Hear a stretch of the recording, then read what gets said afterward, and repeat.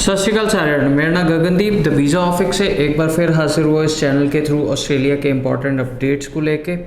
वो अपडेट्स देने से पहले मैं चाहूँगा जो भी व्यूवर्स इस चैनल पर जुड़ चुके हैं, जुड़ रहे हैं, इस चैनल को सब्सक्राइब करें और ज़्यादा से ज़्यादा इस चैनल को शेयर करें अपनी फैमिली, अपने फ्रेंड सर्कल्स में, ताकि वो लोग भी ऑस्ट्रेलिया के हर मेजर इंपॉर्टेंट न्यूज़ के साथ अप टू डेट रहें।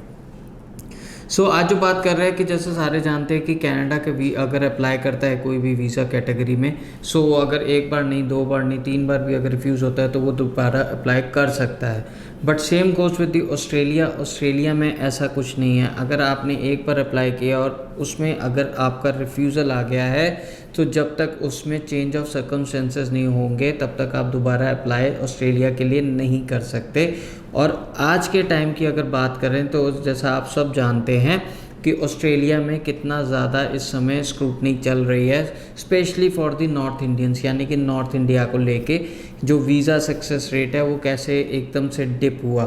क्योंकि काफ़ी ज़्यादा पीछे फेक फाइल्स वगैरह भी जो डॉक्यूमेंट्स थे काफ़ी ज़्यादा पकड़े गए। और इधर हरियाणा, राजस्थान या गुजरात, पंजाब साइड के बोर्ड्स के बच्चों के, उस वजह से और ज़्यादा उसने अपने आप को टाइट कर दिया और वीज़ा देने में थोड़ा सा हिचकिचाने लग पड़ा ऑस्ट्रेलिया। बट अगर ऑस्ट्रेलिया का लेना चाहते हैं आप वीज़ा, तो उसमें आपको किस किस चीज़ों का ध्यान रखना पड़ेगा, आज उस चीज़ के ऊपर बात करेंगे। इस वीडियो को एंड तक ज़रूर देखिएगा, कहीं बीच में से वीडियो स्किप मत करिएगा, क्योंकि कोई भी एक पॉइंट अगर आपसे स्किप हो जाता है तो आपका वीज़ा चांसेस डिप हो सकते हैं।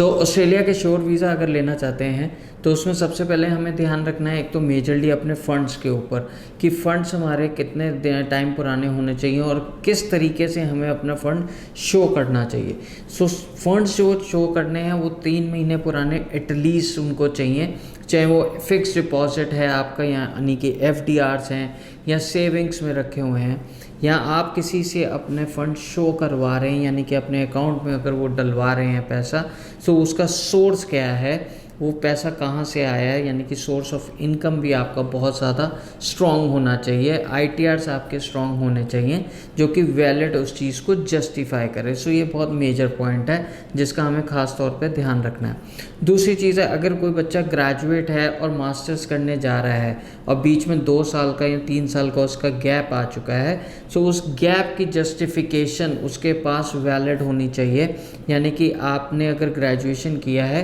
ग्रेजुएशन करने के बाद आपने अगर कोई ऐसा कोर्स किया है, रेप्यूटेड कोर्स किया है और उस जगह उस ऑर्गेनाइजेशन से किया है जिसका सारी डिटेल्ड पे ऑनलाइन वो सारा रजिस्टर्ड है, तो बहुत अच्छी बात है। अगर आप कोई ऐसा फेक बनवा रहे हैं अपना गैप डॉक्यूमेंट, उसकी पूरी तरीके से अच्छी तरीके से उसको चेक कर लें कि वो वैलिड है या नहीं, क्योंकि सबसे पहले तो आप ऐसा गैप के साथ अपना पंगा ले ही ना, क्योंकि अगर कहीं भी आपका कोई भी डॉक्यूमेंट गैप से रिलेटेड उसमें वैलिड नहीं हुआ, आपका रिफ्यूज़ल नहीं, बैन नहीं आएगा। तो बेटर है कि जो आप गैप जस्टिफिकेशन दे रहे हैं उसका ख़ास तौर पे ध्यान रहे कि आपने अगर उसमें जॉब की है,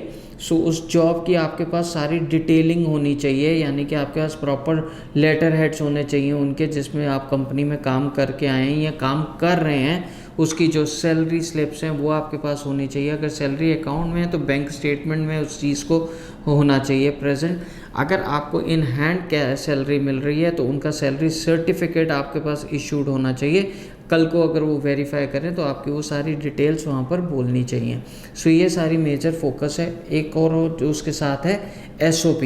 SOP का ख़ास तौर पे अपना ध्यान रखें कि जो चीज़ आपने SOP में मेंशन की है वो आपको अच्छे तरीके से जहन में होना चाहिए, आपके दिमाग में होनी चाहिए वो सारी चीज़ें, वो सारे पॉइंट्स जो आपने अपने SOP में दिए हैं, क्योंकि हो सकता है कि अगर कल को वो आपका इंटरव्यू लें तो आपसे SOP से रिलेटेड ही वो क्वेश्चंस पुट अप कर सकते हैं और वो सारे आपके पॉइंट्स आपके पास थॉरली याद होने चाहिए। ये बेसिक की पॉइंट्स हैं ऑस्ट्रेलिया के, अगर आप वीज़ा श्योर करना चाहते हैं। जो मेजर चेंजेस अभी आई हैं, ख़ास तौर पे अभी काफ़ी लोगों को शायद इसके बारे में पता भी नहीं है, जो रीसेंट पास आउट बच्चा यानी कि 2022 पास आउट बच्चा है, उनके लिए तो वही सेम प्रोटोकॉल्स हैं, वही सेम पैरामीटर्स, यानी कि 6 नॉट लेस देन 5.5 पे वो अप्लाई कर सकते हैं, स्पेशली फॉर 2022 पास आउट बच्चा। जो 2021 पास आउट बच्चा है 12th, उसके लिए अब जो रिक्वायरमेंट है वो आइल्स की, पीटीई की चेंज हो चुकी हैं। वो अब हो चुकी है 6 नॉट लेस देन 6, क्योंकि लेवल 1 यूनिवर्सिटीज़ जो हैं, जो कई यूनिवर्सिटी हैं जिन्होंने अपना चेंज कर लिया, अभी भी इक्का दुक्का यूनिवर्सिटी हैं जो एडमिशन दे रही हैं उस पर, बट येस फर्दर अपना जो 2023 में जाके पढ़ाई करना चाहते हैं, 2021 वाला बच्चा अगर पास आउट है तो उसके लिए 6 नॉट लेस देन 6 बैंड होने ज़रूरी है। अगर कोई ग्रेजुएट है और मास्टर्स करने जा रहा है तो 6.5 नॉट लेस देन 6 बैंड होने उस बच्चे के पास ज़रूरी हैं।